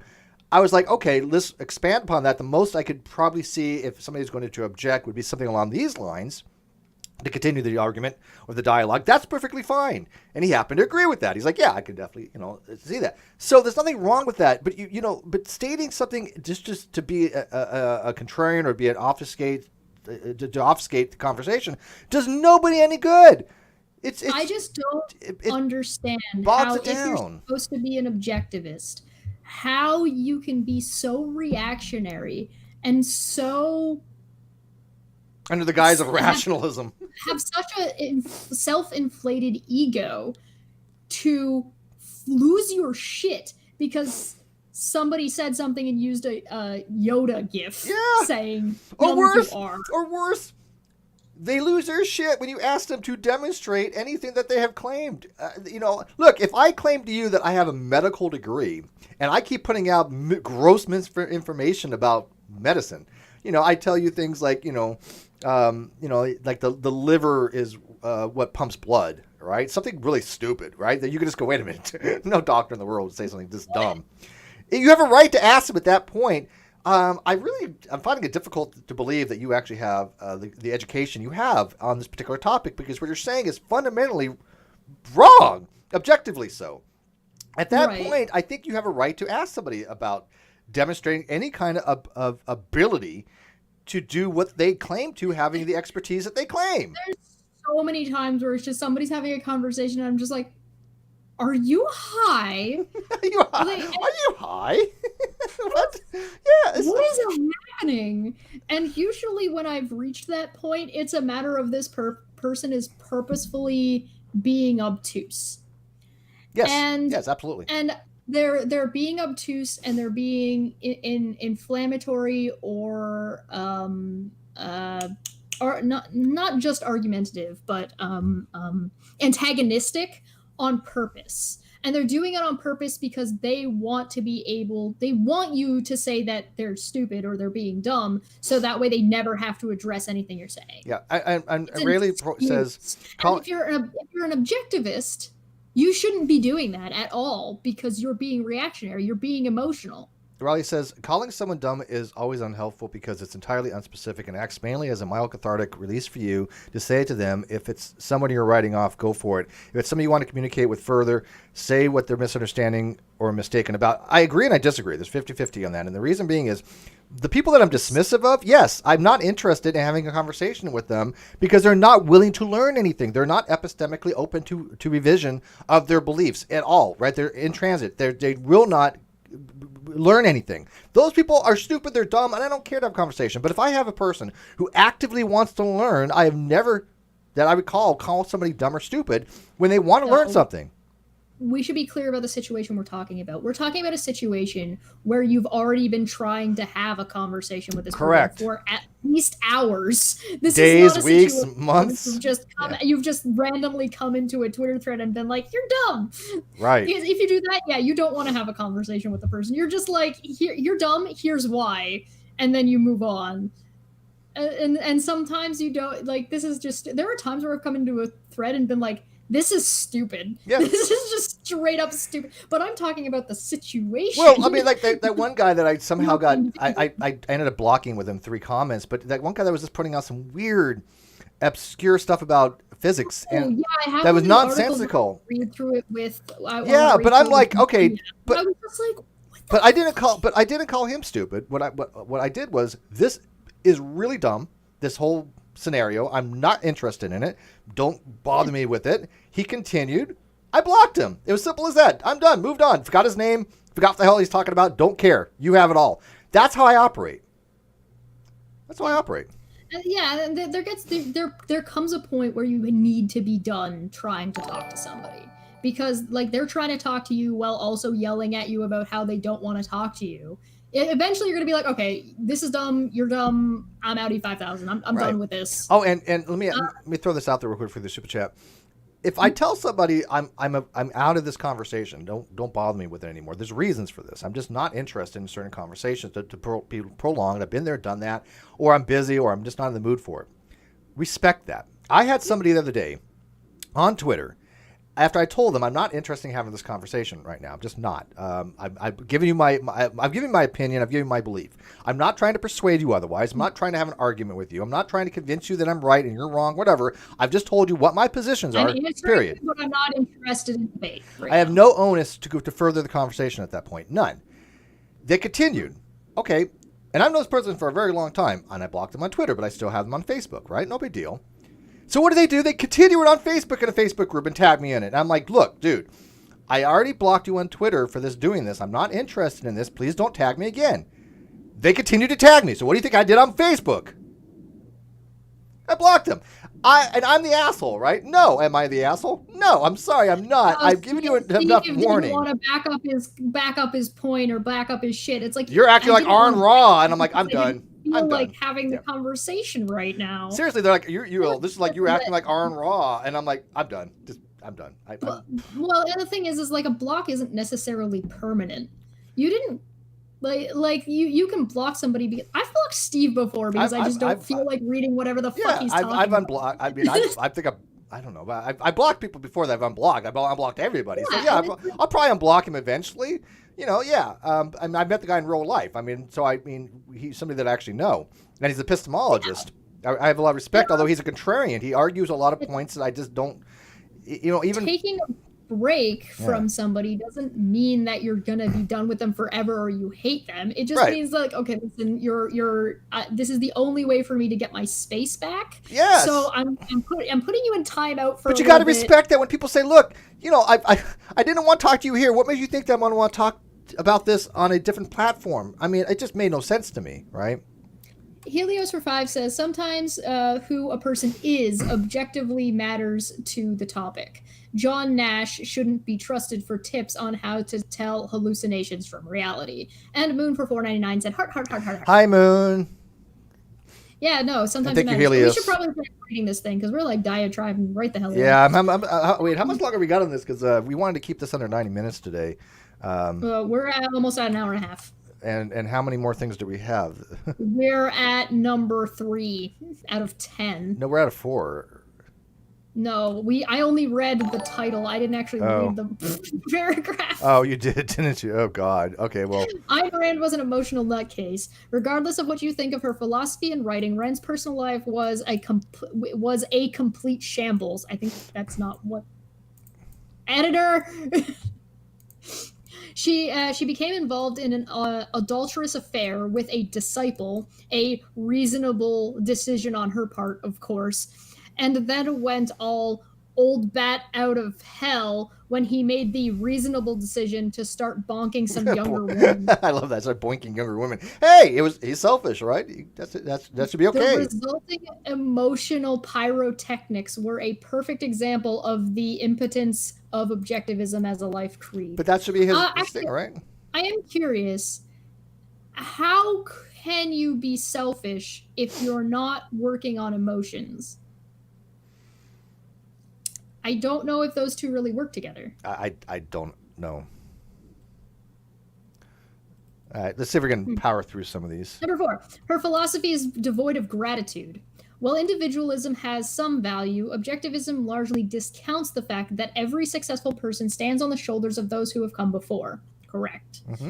In addition, success always involves an element of luck, often consisting of having had the luck to be born into a rich family with plenty of connections. Success devoid of gratitude and the noblest oblige to help other brings out the worst in people. So that's something that I actually noticed in Atlas Shrugged. In Atlas Shrugged, all of the characters are rich people problems, and their problems aren't even real problems because they're all just rich enough to retire or fuck off and do some hobby anyway, so it's not even a real problem. And if I read Rand's like stuff about her, because I haven't read like a biography, but I've been reading like just about her life, everything that I've read says that she was rich, came from a rich family, went through a time of less rich, and then was rich again and just did whatever she wanted. So she does not come across as a person who ever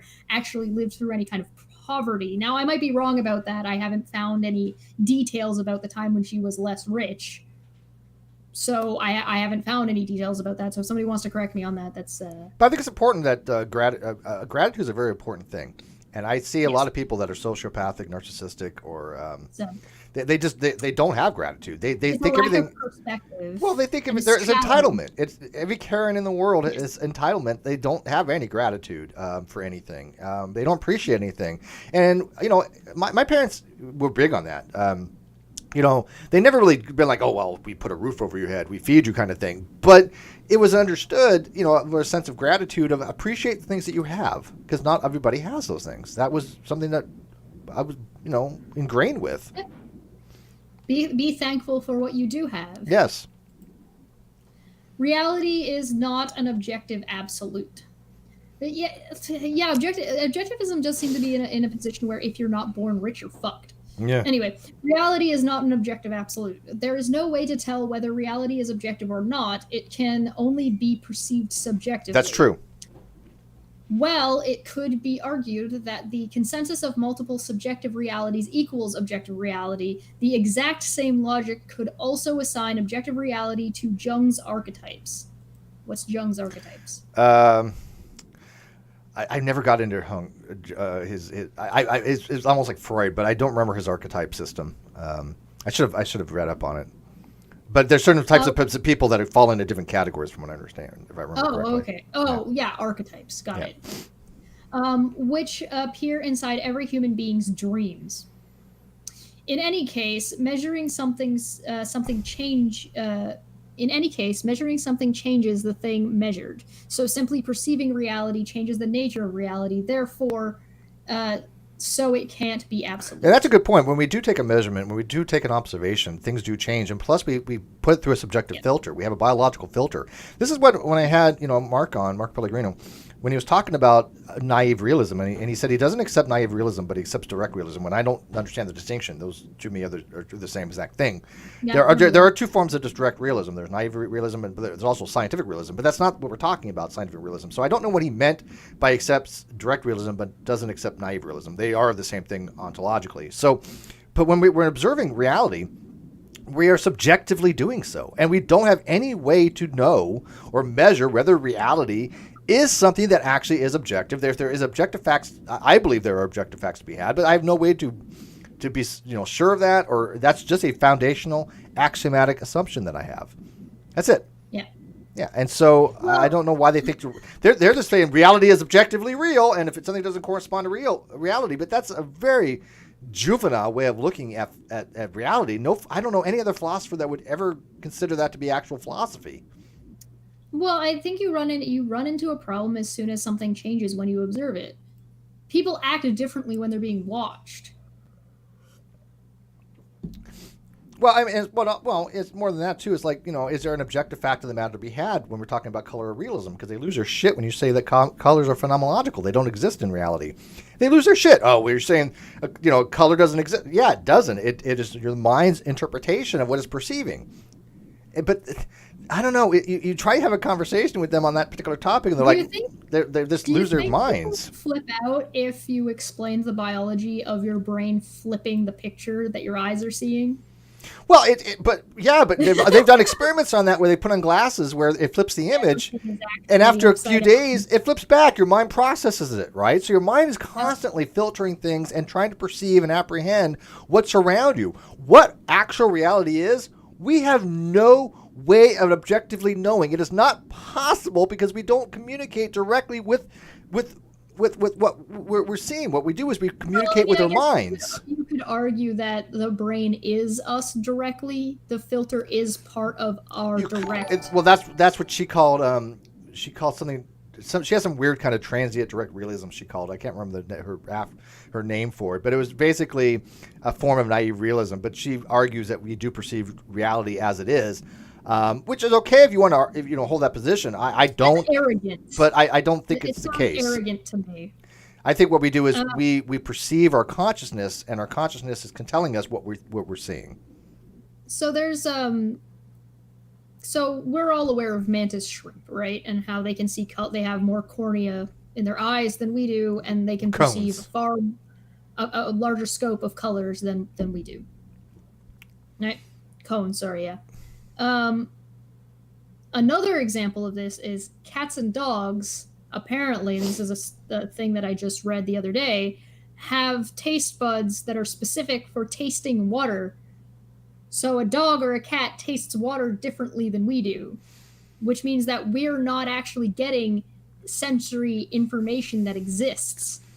So just the fact that sensory information exists and we don't have access to it means that we're not getting all of the input that we could possibly that exists. Yeah, there's people that lack certain enzymes that change their, like, for example, calcium, like for what's in heat, right? There are people that are colorblind. There are people that don't sense these things, and this is why when let's say I eat something, let's say that I eat something. Wait, hang on. Let's say that I eat something, and I'm like, oh, this is delicious. This is like fantastic, and I give it to Shesh, and she eats it, and she says, oh, this tastes like shit. She might actually be tasting it as it tastes like shit or something because the way her physiology is reacting with it, because she's lacking some enzyme to break it down or whatever the case may be. She is experiencing it differently. There's no objective matter to be had on something like that. That is a qualia that exists only subjectively.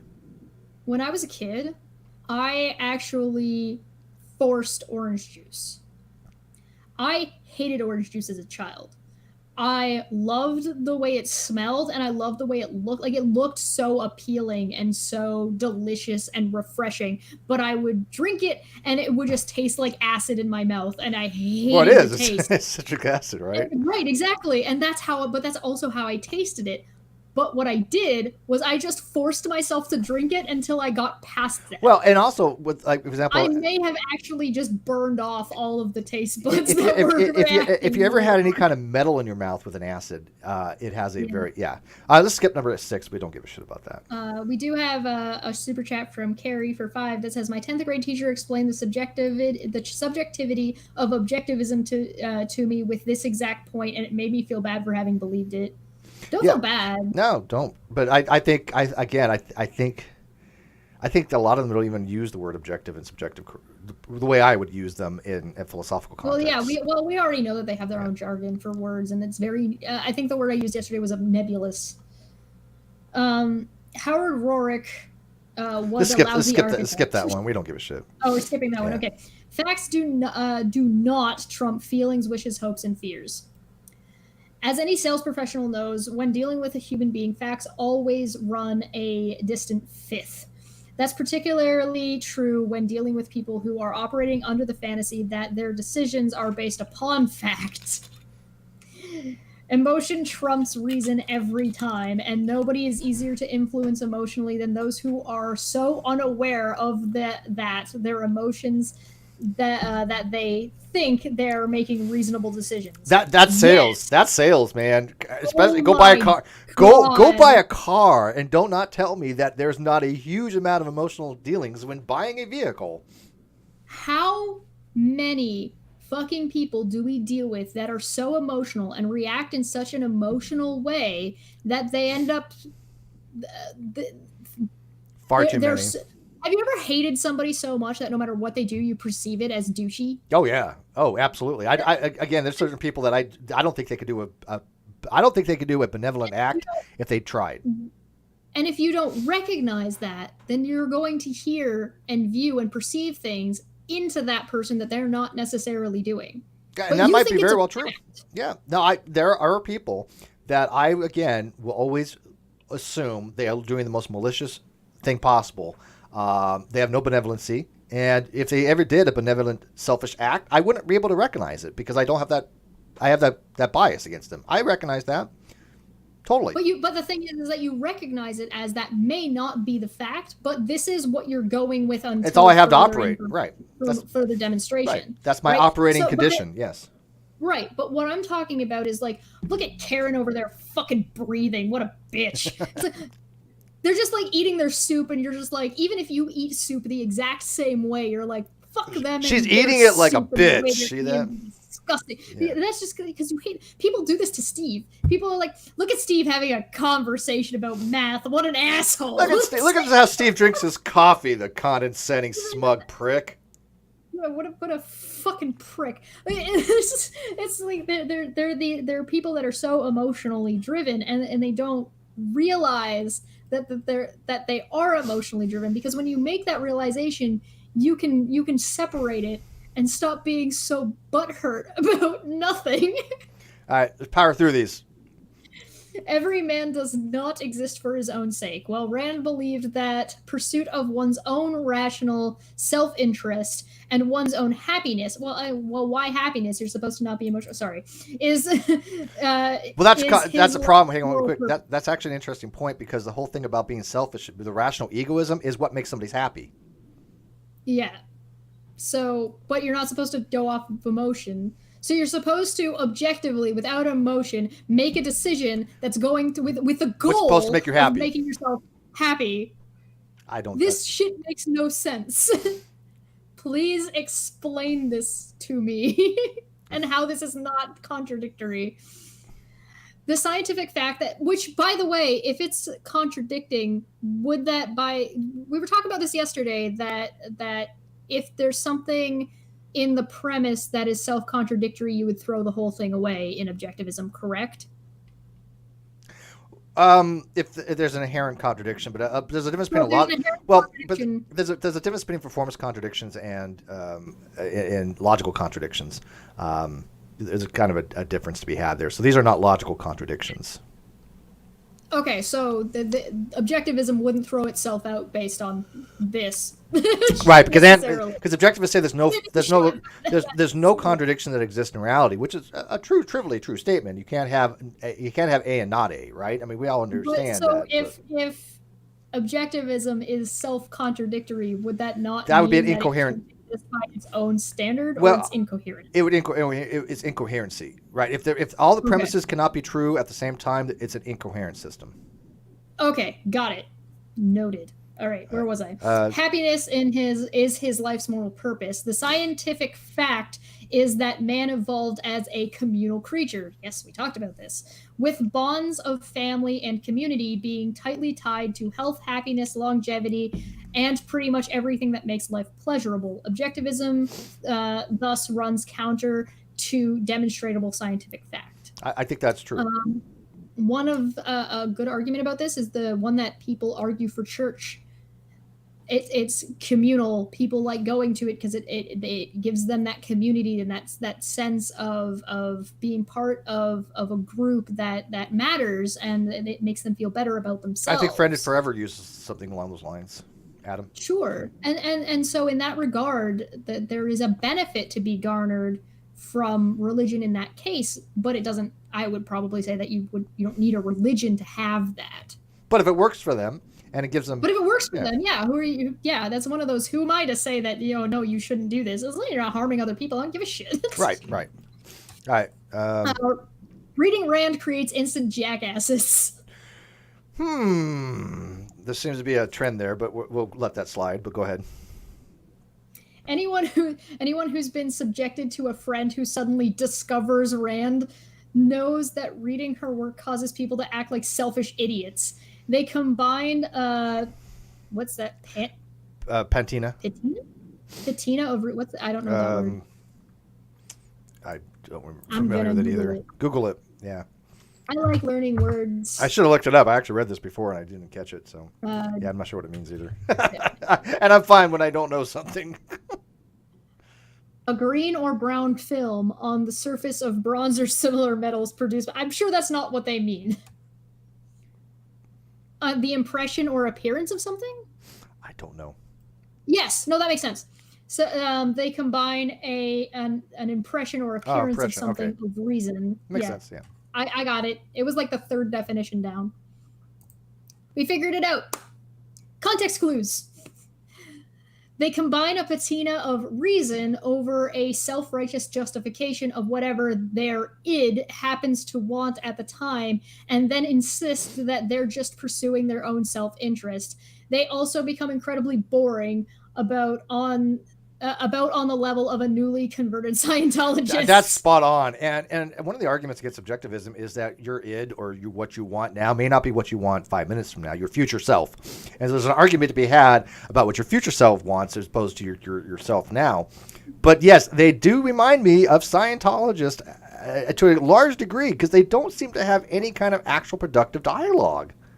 It sounds reactionary, and it sounds, what's the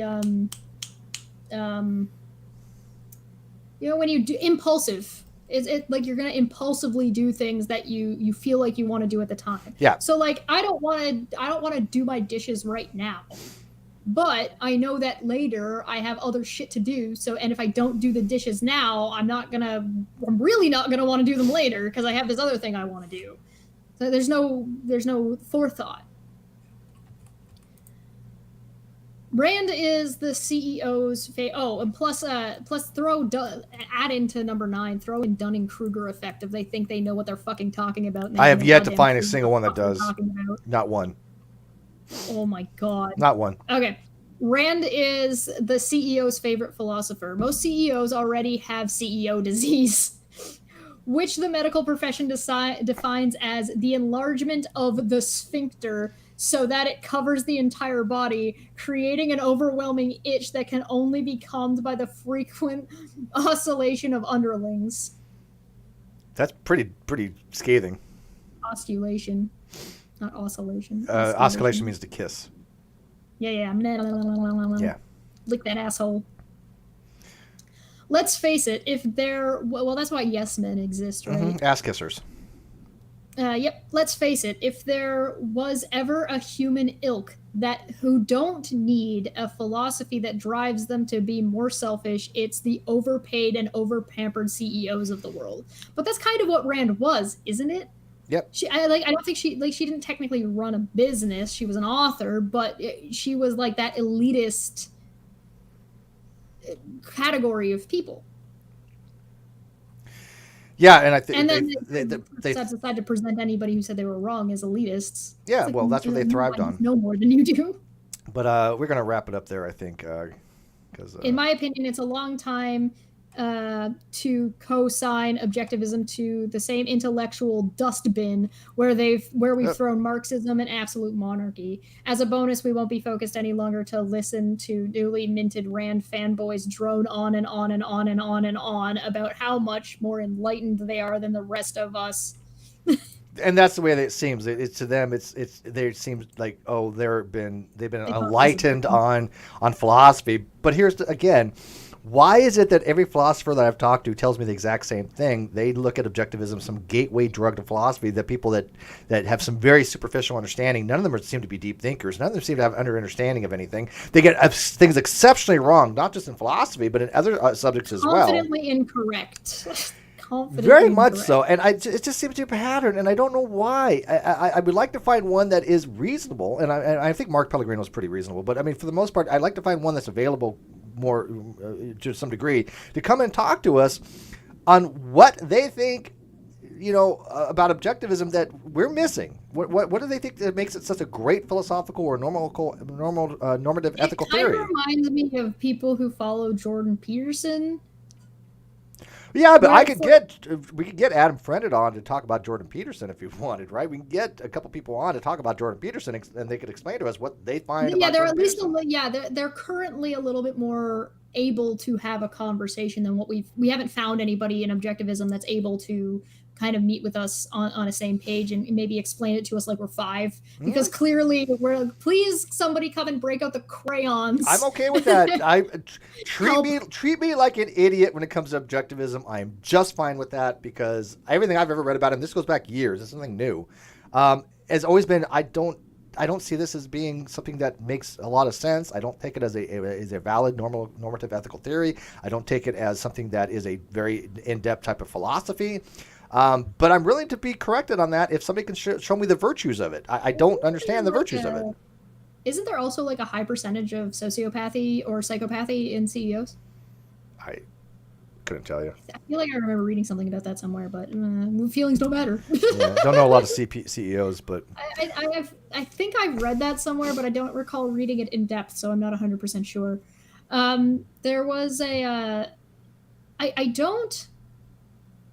So this obviously does not apply to all of people who who read and agree with Jordan Peterson. I think Jordan Peterson does have some good things to say. I just don't think we need Jordan Peterson to say them. Yeah. If that makes sense. Yeah, and I also He think said that is a a lot lot. of other nonsense that's kind of wrapped up in it. And but what I'm talking about more is the fanboys. Right, when you reach the fanboy level, I'm sure I'd be able to have a reasonable conversation with Jordan Peterson directly.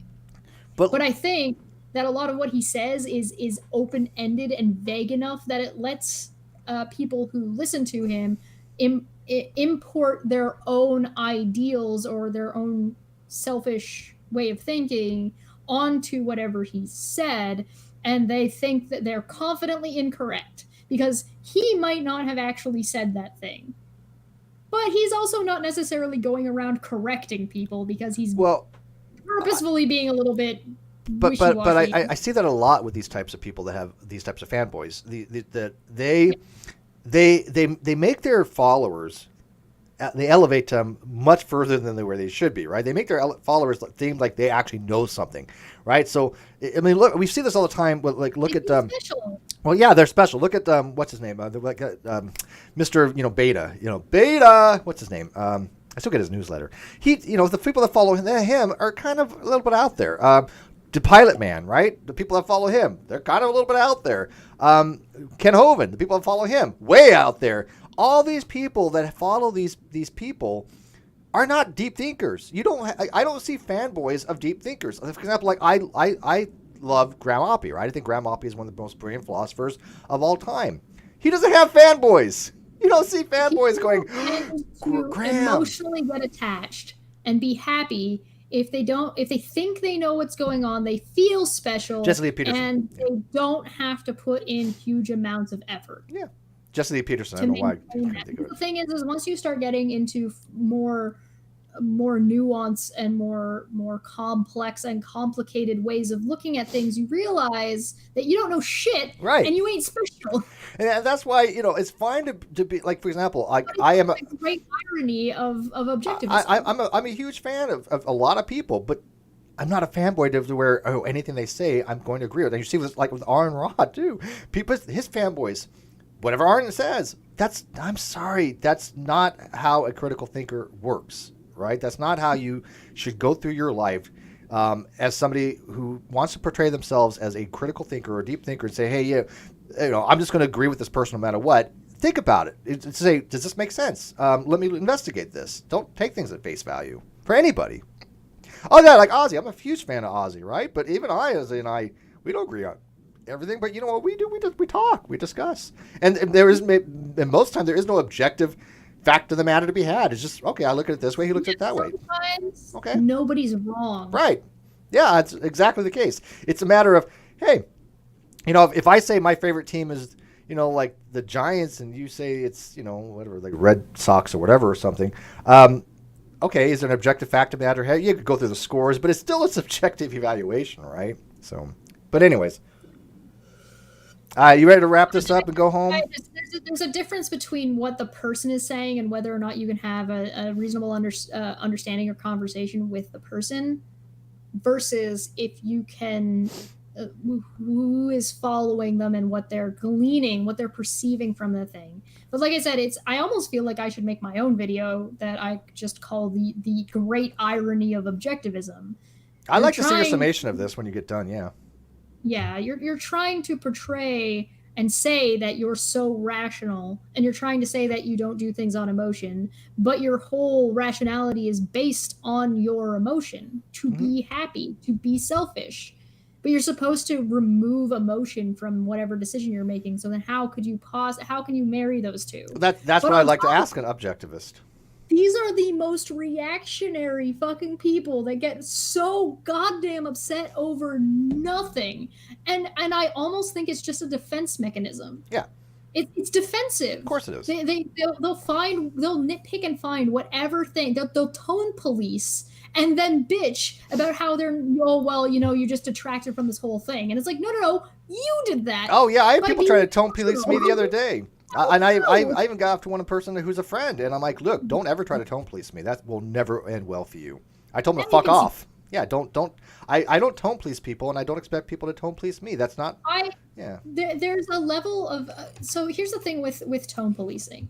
There's a level of expectation of civility, right? Depending on who you're talking to and what you're talking about, there are lines that I put JFC, and they tone police me on JFC, and I'm like, don't do that. That's so ridiculous, childish and petty. Yeah. Well, you can understand why I was like, back the fuck off right now. This is not the kind of time. Look, we've all been going through a lot of shit, and to tone police me in a time where I'm telling you, back the fuck off, is probably not going to end well for you. There's a difference between when you're having a discussion and there's a back and forth, and sometimes things can get heated and things can escalate. Right? That's fine. A good example would be what happened with fucking Jim Hall. He got super mad when I made a joke saying, oh, now you're tone policing me. I mean, he was, but I wasn't making a big deal out of it. I thought it was funny because he was just like, because he didn't want to address the topic. Mm-hmm. He wanted to detract from the criticism he was getting by saying that I'm saying words he doesn't like.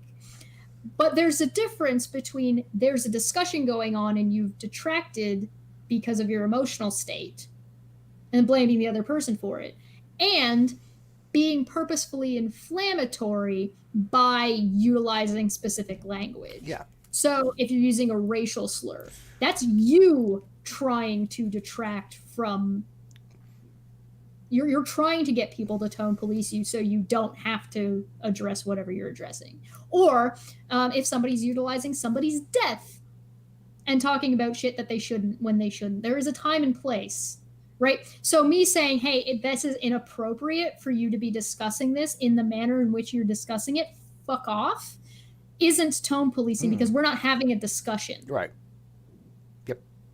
Or if you've brought this up in this discussion that is completely unfucking related, and you're trying to score some kind of emotional hit to detract from the thing. Now, this is not tone policing. Yeah. Well, when people do that, I'm done in those kinds of conversations. I'm not going to waste a lot of time with them going into 2021. Steve, kick Cheshire out. I don't like the tone of her voice. It's just my face. I'm going to do that in about 1 minute here, actually, because we're going to end this. Yeah, we're going to end this. So, guys, thanks very much.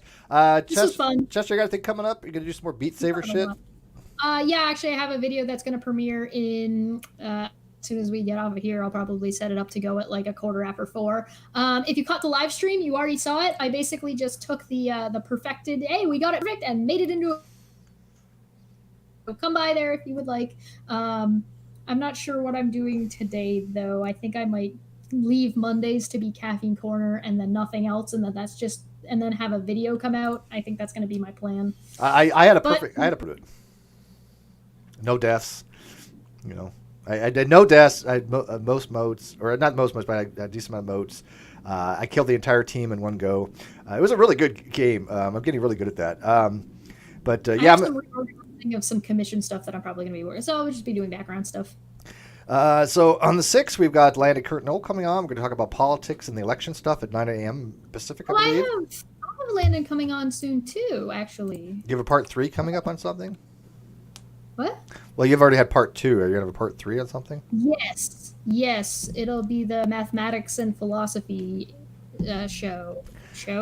episode. Landon knows me so well. I love the way he describes it. He said, if don't argue with facts with Steve because you're just going to piss him off and be wrong. But if you do, show him he's wrong, he'll accept that. And I'm like, that's it in a nutshell. It's like not a difficult concept. When did you say yours was? The 6th? It is they're counting the election things on the 6th. Yes.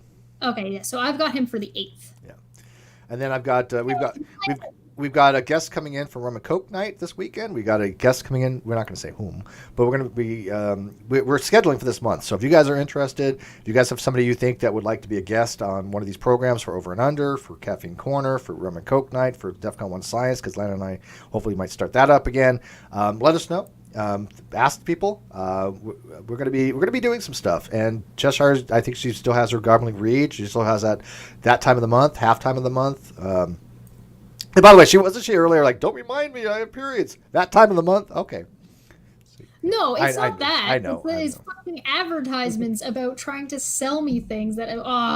Actually, there's a couple of places that have started not taxing those, which is great. Good job. Keep it up. Do it more. Yep. Don't tax that shit. All right, guys. We will see you later, and let's see if we can bugger out here. Peace. I'll put my link in the chat. Bye.